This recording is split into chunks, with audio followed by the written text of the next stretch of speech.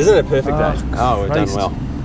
I'm out in New Jersey today, and we're going to take a flight in this beautiful 407, which is of course the next generation of the 206. It's what the 206 turned into, and as you can see, it's a four-bladed version of the same aircraft.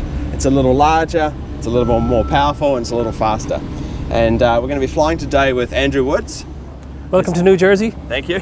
He's a pilot here at ZIP Aviation. ZIP Aviation, Manhattan Helicopters. And what do you guys do? We fly tours and charters in and around the New York and the northeast of the United States. Mainly tours, and this time of year then a lot of charters, but charters all through the year. Right. And you fly mostly the 407? I can fly all the aircraft here. My favourite is of course the 407. Right. This is just it's the business to fly. Right. Because it's a beautiful machine. It's powerful, it's smooth, it's comfortable, it's pilot's favourite, and crucially for our business, it's a customer's favourite. Customers absolutely, passengers love this machine. Plenty big. Yeah.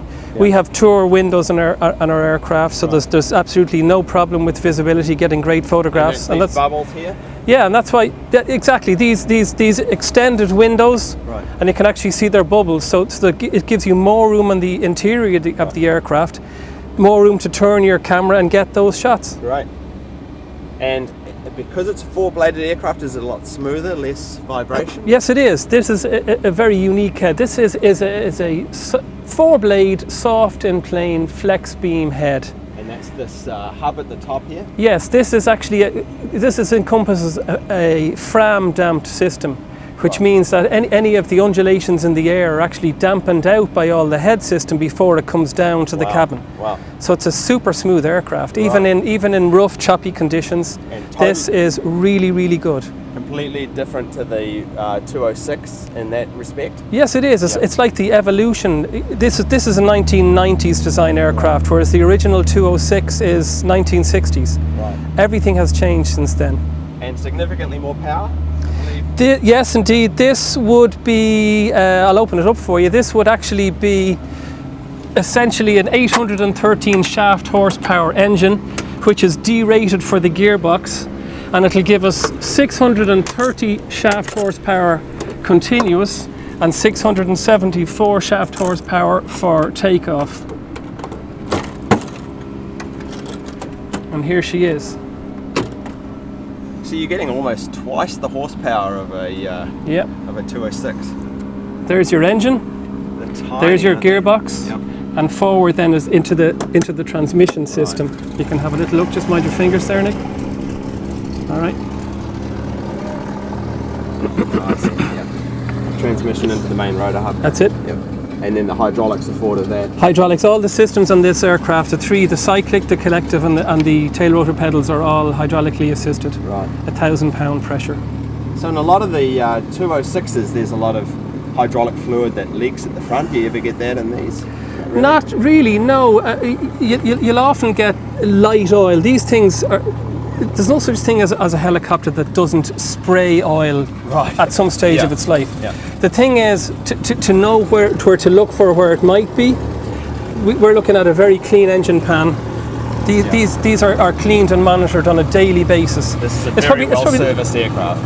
What we do here is we hand off our aircraft every evening after a flight, personal handoff to the maintenance crew. We actually meet the maintenance crew and go through any issues.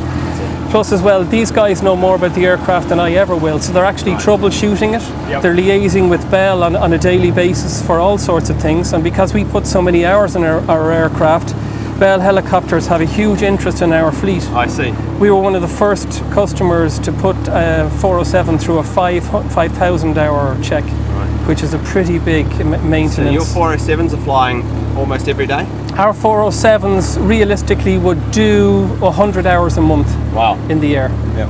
So moving forward then, you've got the transmission, drive shaft up to the blades. Blades are composite, weighing only 58 pounds each. Yep.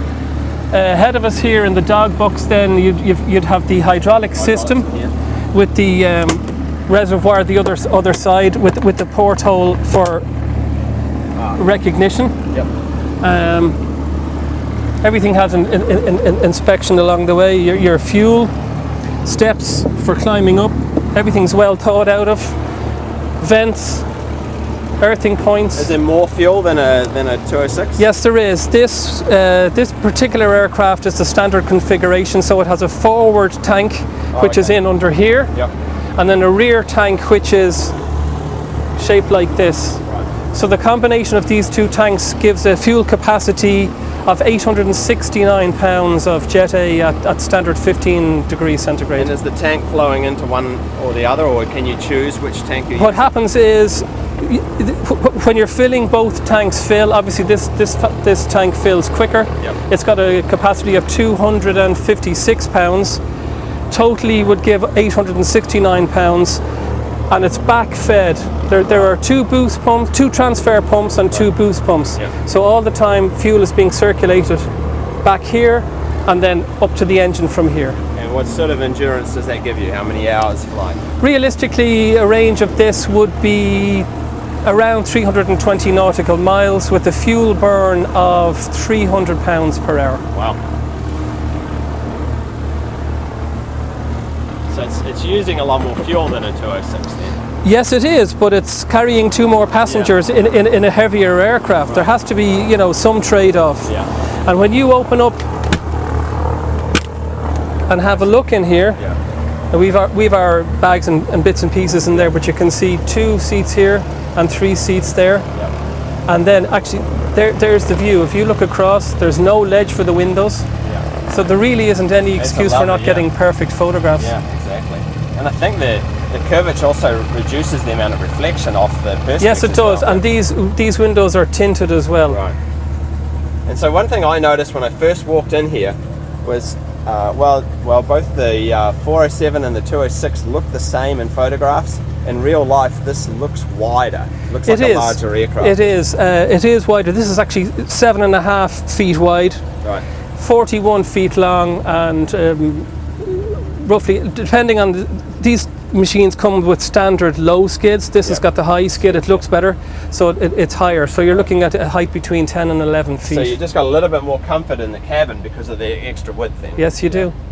Plus, when you're inside, these bubble windows give the elbow room, which is great for anybody who wants to take photographs. I see. And just visibility. When we do a charter flight, obviously the kind of passengers on a charter flight really genuinely aren't interested in taking photographs. Yeah. But it's a comfortable machine, and it's a machine we're asked for. We offer the 3 machines. We've got the regular Bell, the B, the 206B, we've got an L model, and we've got 3 of these at the moment on fleet with another one on order. Right. But it's a dearer machine to charter, but this is actually what customers want first. Yeah, because of the comfort. Yes, it is. Right. Yeah. Makes sense. Yeah, beautiful. All right, let's keep walking around. I'll close that up later on. Yeah, all right, so 3 sections. The machine is divided into 3 sections. The forward section, the intermediate section, and then the tail boom section. Yep. With stabilizers and flaps. So I noticed the stabilizer is the same, similar to the one on the Long Ranger? Yes, it is. Yep. These give directional stability in flight, and your tail is actually offset by 5 degrees, which gives roll stability. Right. Yeah, from this angle you can really see the extra width. Yes, you can. And it's all about the customer. You can see how much of the cabin actually is for passengers and crew. Yeah. We have a baggage compartment up here as well. Okay. Oh, before we get to that, this is a backup camera? This is a backup camera. Oh, wow. We'll have fun with that later on. Okay. That's actually, it's very handy in a situation like this. Yep. Or if you're starting and you're not sure of what's moving behind you, Yeah. before you would ever lift a helicopter. It's like your car, check your mirrors. Yeah. This is my rear view mirror. That's fantastic. Yeah, so that's one of the things that's always kept clean. It's actually in a perfect place here. Yep. It doesn't really get very dirty, but we'd always clean that on a daily. It's cleaned at night anyway, and then we polish it off from any water residue in the morning. Sure. Baggage compartment, 250 pound capacity. It's got an 86 per square foot loading. Yep. And what you'd be checking for on a pre-flight, as you know, we've done our pre-flight already here this morning. Yep. You're checking for No loose items. These are the dual controls. Make sure everything is stowed in the correct place. But if anything is here, you've got latch points. So if we were carrying something, you could strap them and there was a fear of it moving, we can totally strap it in here. And it's always a thing to have a look at before you actually take off an helicopter. What's in here? Weight. We're always conscious of weight. So if there's something in here that isn't needed for the particular mission, out it goes. And I noticed first aid kit then as well. The pedals, the co-pilot pedals always stay in place. The co-pilot pedals stay in place, but they're disabled. Oh, they're disabled. Yes. For you today, they'll actually be footrests. Right. Which is really handy, because when people sit beside you and they want photographs, they put their feet on the pedals. It actually gives them that rigidity on the turn. Yeah. We'll get ready and we'll jump inside and we'll do the startup, and you're going to take us for a tour around New York today. We're going to have a quite an experience in New York. Fantastic. Look at the day we have. Yes. This is just beautiful. This is a textbook day. Obviously you knew this was going to happen. Yeah. There's no wind even. No wind, visibility of many, many miles. Yeah. So there'll be lots to see. We'll make it worth your while for coming over to see us. Super. I'll close this up and we'll get going. All right.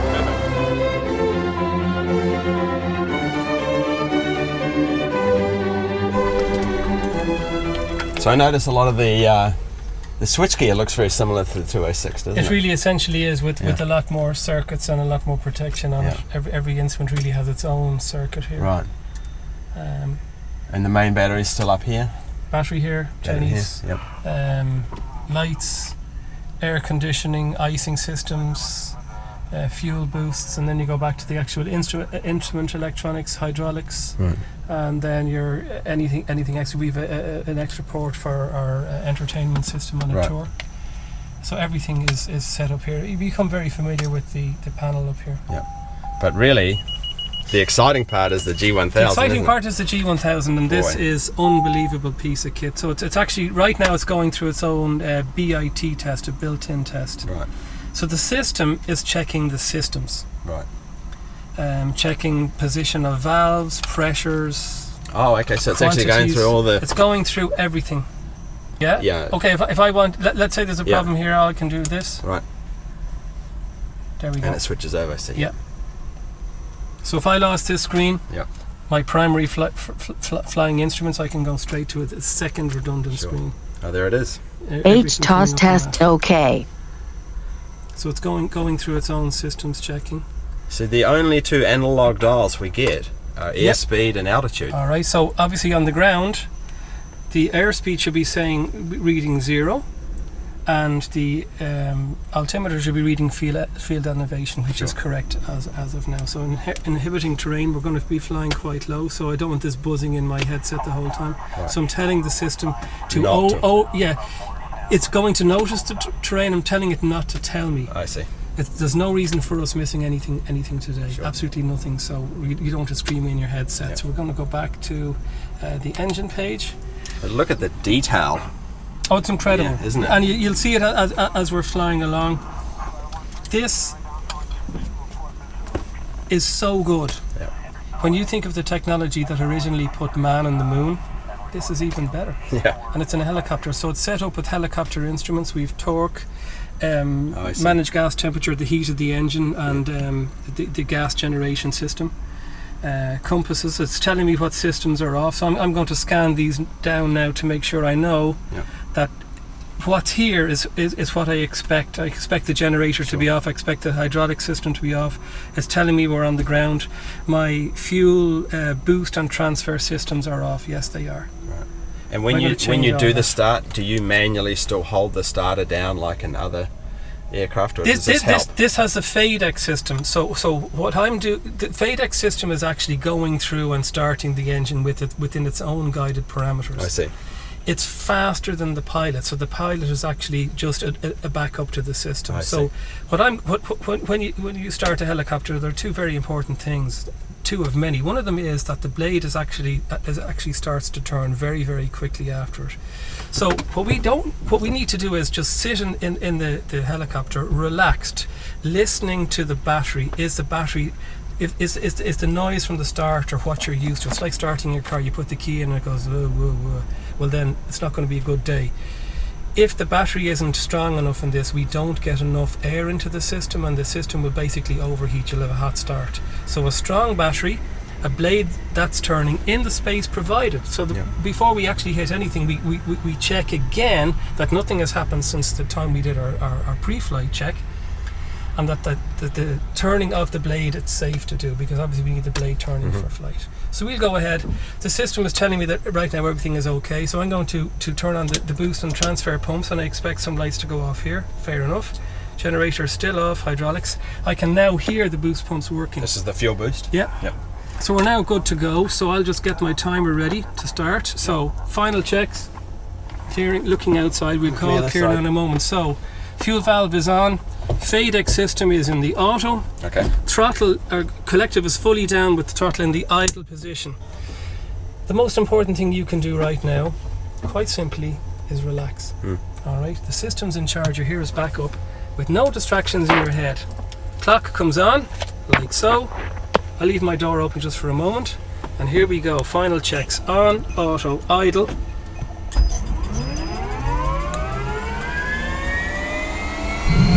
Light off. I don't even look up, but you can already see the blade is moving. Right. So it introduced the fuel for you? Yes, it does. Right.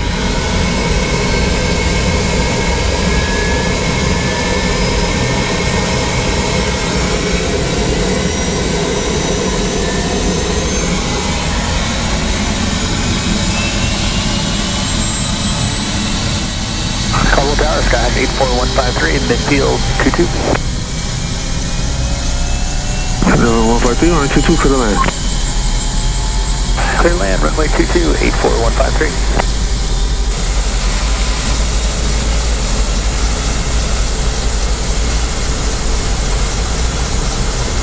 Hey, Charlie Bob, clear, thanks for help.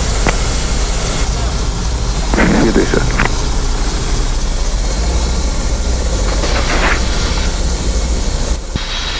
Alright, you should now be able to hear me, Nick. I can hear you. Okay, we've got very good Bose A20 noise reduction headsets set up for noise reduction. Now, you notice I didn't put my seatbelt on. I actually, in case there was an emergency on the starting, an engine fire or something, I like to leave my seatbelt off. Right. Right now the seatbelt goes on. I'm happy that everything's okay. Sure. If for an emergency I needed to get out, that's what's going on. Sure.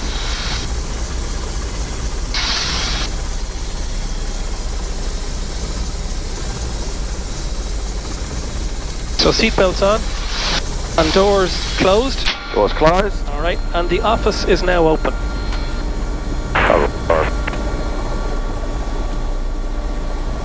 Pipeline 9, say the call sign.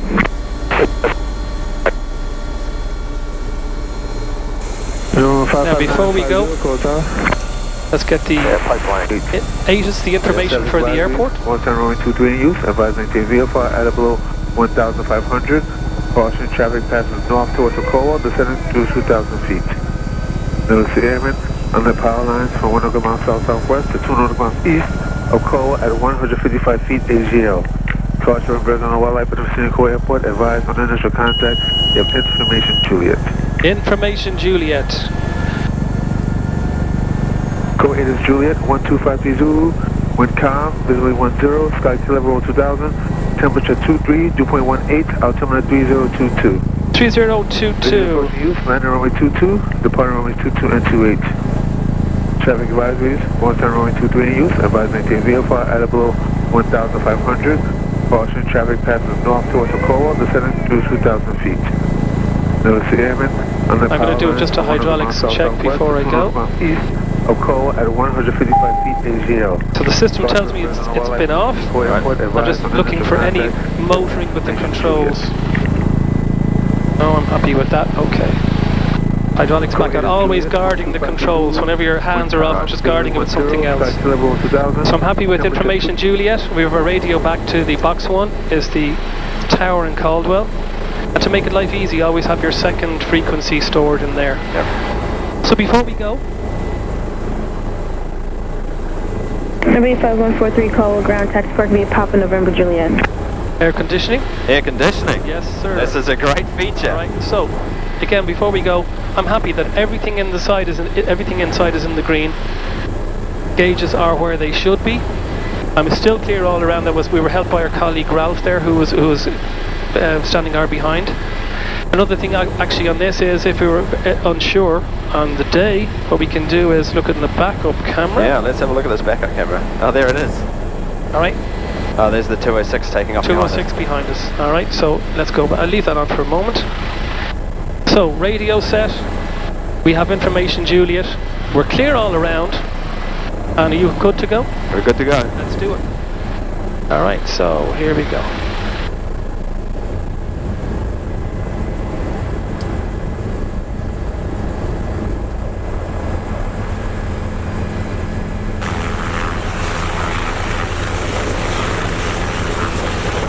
Alright, now one of the things we do here is we move off the dolly. Right. And we just check that nothing is left there. Yeah. As in there's no oil leaks or anything have just suddenly occurred. Because the engine is now quite hot. Number 143, hold short taxi. And under a lot of pressure. So here we're actually cleared out to the Alpha November. This is great. Yes, it is. And Tara, good morning to you. ZIP 42 is Alpha November with Juliet for a New York departure. ZIP 42, call with Tara, good morning. Winds are comma 23022, clear for takeoff, taxi Alpha November to the east. Alpha November and 42 is departing. Pipeline 950, how far east are you going to go? Pipeline 950. So everything nice and gentle. 5 sellers into a course reversal. Relaxed. All the time, looking out. Traffic just departed off the ramp is the helicopter eastbound. 950, we'll be looking for you. It is incredibly smooth, isn't it? Incredible. The difference between this and the 206. Just being the numbers of only 4. It really is. They're your fram dampers now working all the time. Today it's quite calm anyway, but on other days it can be rough enough. Caldwell Tower, Skyhawk 733, Charlie Lima, 1 mile west of Bootman, inbound with information, Juliet. 733 Charlie Lima, Caldwell Tower, 3022, enter right down, 22, report Square Lake. Runway 22, report Square Lake, 733 Charlie Lima. I've got a liquid dripping down here. Is this just from the air conditioning? No, I would imagine so, yeah, that's what you want. 153, continue your taxi.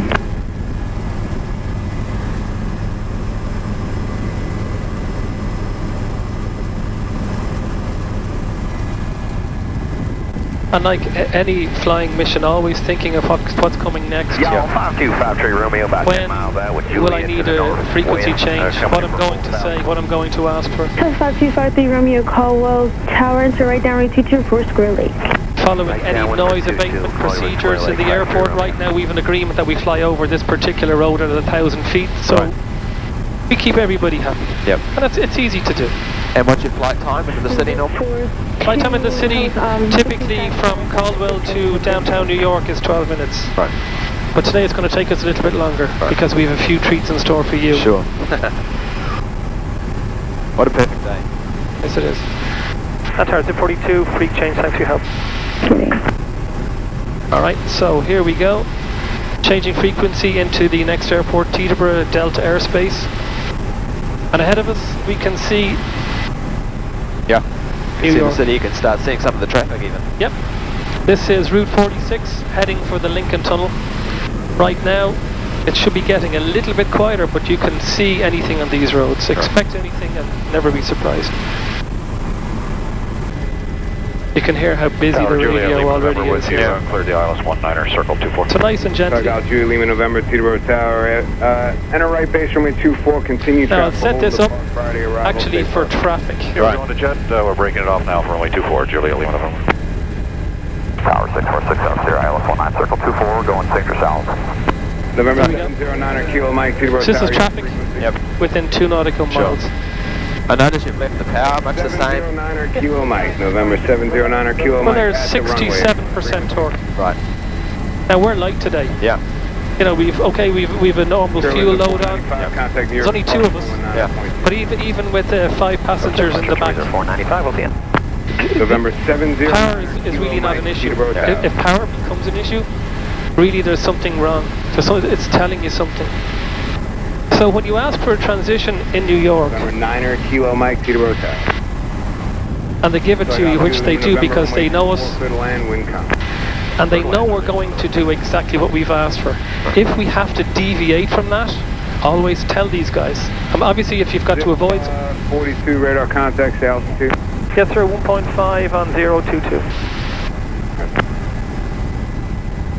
Uber Tower 646 out Sierra Island 19 circle 24 going standard south. Ahead of us, Teterboro, the busiest exec-jet airport in the northeast United States, and there's traffic ahead of us and going into Newark. That's direct base 24646 out there. Alright, ahead of us, crossing the Hudson River, again looking for traffic.